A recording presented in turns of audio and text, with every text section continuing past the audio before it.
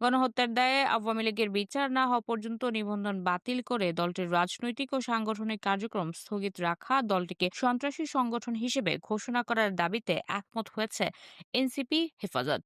বৈঠকে হেফাজতে ইসলামের প্রতিনিধি দলের নেতৃত্ব দেন সংগঠনের মহাসচিব মাওলানা সাজিদুর রহমান। এনসিপির প্রতিনিধি দলের নেতৃত্বে ছিলেন আহ্বায়ক নাহিদ ইসলাম। গত ৫ এপ্রিল বিএনপির সঙ্গে বৈঠক করেছিল নিজেদের অরাজনৈতিক সংগঠন দাবি করা হেফাজত। তখন বিএনপির তরফে জানানো হয়েছিল দ্রুত নির্বাচনের জন্য হেফাজত একমত হয়েছে, যদিও পরবর্তীতে হেফাজতের তরফে জানানো হয় কখনো নির্বাচনে যুক্ত হবে না সংগঠনটি।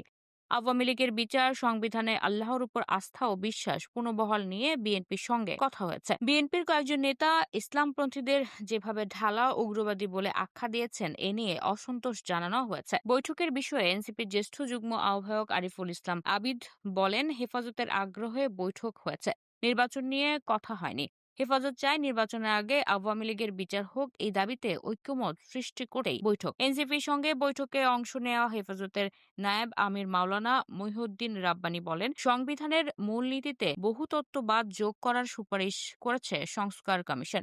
এনসিপি বহুতত্ত্ববাদকে সমর্থন করেছে, কিন্তু বহুতত্ত্ববাদ বলতে কি বোঝানো হয়েছে তা অস্পষ্ট ও ধোঁয়াশাপূর্ণ। হেফাজত চায় আল্লাহর উপর পূর্ণ আস্থা ও বিশ্বাস মূলনীতি হিসেবে ফিরুক। এনসিপি জানিয়েছে তারা মতামত পুনর্বিবেচনা করবে। এনসিপির পক্ষে ছিলেন সদস্য সচিব আক্তার হোসেন, মুখ্য সংগঠক হাসনাত আব্দুল্লাহ ও সার্জিস আলম, যুগ্ম আহ্বায়ক আশরাফ উদ্দিন মাহদী প্রমুখ। You are watching Raj TV, Jagorone, Bangladesh. Please subscribe our channel.